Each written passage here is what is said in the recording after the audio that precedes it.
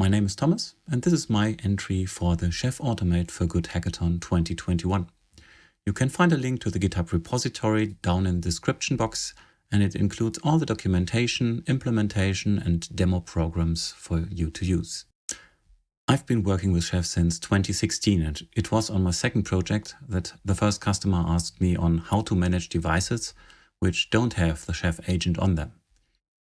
And there historically have been projects trying to manage devices like Cisco switches or NetApp devices, but most of them got discontinued over the years. They suffered from two different problems. Problem number one was that you had to implement all the connection logic inside of your cookbook as well, like opening up SSH connections. And on the other hand, you had the additional work of mapping all your device functionality to Chef custom resources. So this was a major hurdle and a big maintenance issue, and it probably led to the demise of many of these cookbooks. Over the last few years, we got more and more support for what Chef calls target mode. And target mode is basically managing all these connections to the devices by itself. So you don't have any work on managing remote connections anymore, but it's still leaving the task of mapping all the functionality between devices and Chef. As over the last years, many of the different devices introduced RESTful APIs for their management, which have kind of a similarity with a desired state management system like Chef. It would make sense to have a straightforward mapping between RESTful API paths and actions and Chef custom resources. And this is what I'm trying to achieve with my project. I implemented a generic REST resource, which can be used as a base for device-specific resources, and this makes writing REST API support packs very, very easy, and you can be started within an hour. So this is my project. Step number one, extend Chef so it has a generic REST resource, which includes all the necessary mappings of current state and desired state. Then, second step, use this REST resource with a real-world API to check if everything is working as intended. And step number three, make a demo cookbook showing that I can use this API in target mode without problems. But basics first. Target mode has been introduced in version 15 of the Chef Infra client and has been extended until the most recent 17.7 release. It provides a unified ways of opening and managing connections, executing commands, and working with return values. It's based on the train framework, which is part of InSpec, and provides various transports, for example SSH, WinRM, or local system transport.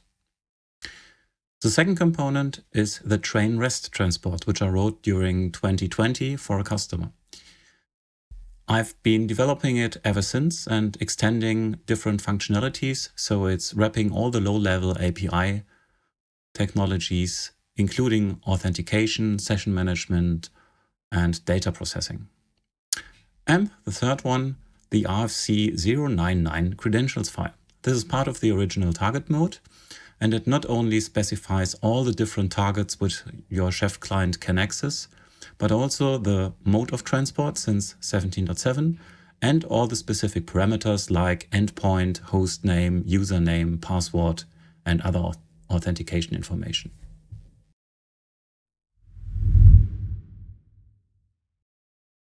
Now for the first part of my project, the generic REST resource.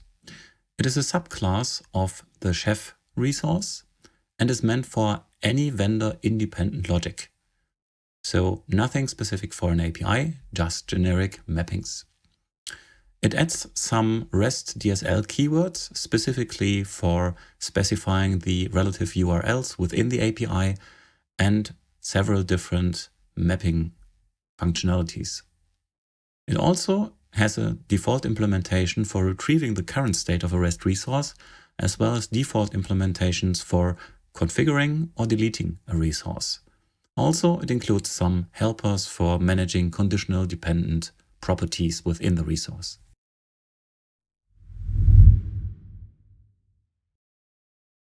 Second step, implementation of a vendor-specific API. I decided to target the NetApp ONTAP storage systems, which are widely used and well documented. I'm using a concept which I blogged about recently, which I call Platform Support Pack. In its core, it's simply a cookbook which provides platform detection via OHI, some platform-specific data collectors, helpers, and Chef and inspec resources. The intent is that this can be inherited by cookbooks and then be used as if all this was part of the Chef core system. In this case, I added an additional Chef Shim layer, which provides the REST resource as if it was part of the Chef core, and platform-specific base resources for data transformation, error handling, job handling, and even optional API-specific authentication, which wouldn't necessarily be something for the NetApp systems because they are using an industry standard, but it shows that a platform support pack can include these as well. Inspec in compliance phases is not yet target mode compatible, so I had to omit this one for this project.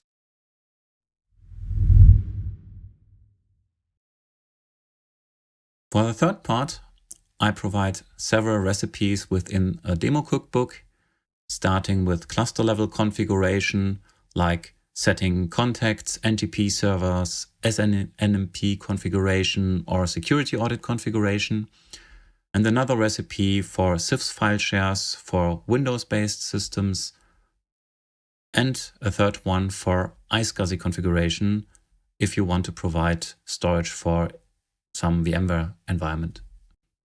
And now for the demo.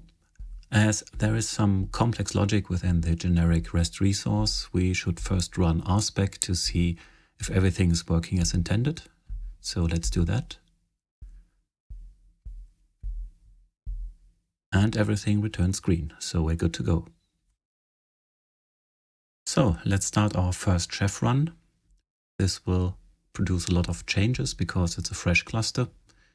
So we're addressing the target with a -t and then just execute the default recipe of the REST for Chef cookbook.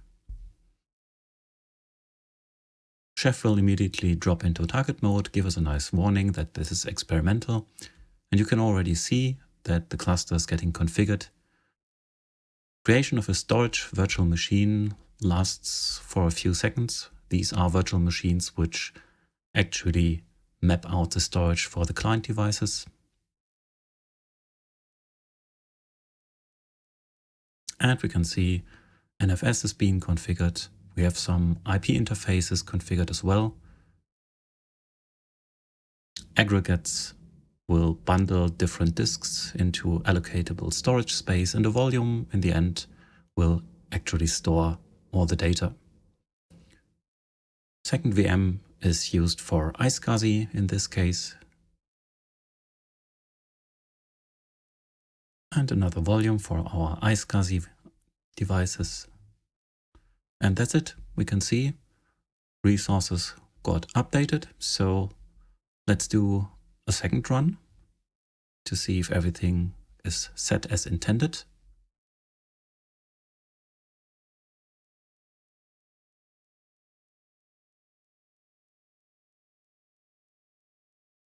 And you can see everything is returning up to date.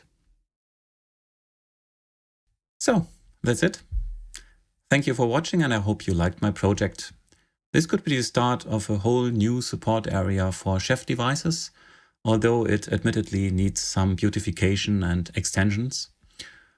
But I also have a proof of concept already for generating REST-based support packs out of open API definitions.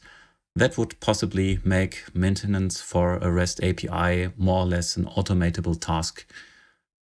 I'm really looking forward to your comments and ideas. Go down to my GitHub repository and look through the documentation and implementation. If you want to reach me, I put all my contact information on the screen. And thank you for Chef in Progress for creating this hackathon and giving us opportunities to play around more with your products. I'm really hoping that we can look forward to another hackathon next year.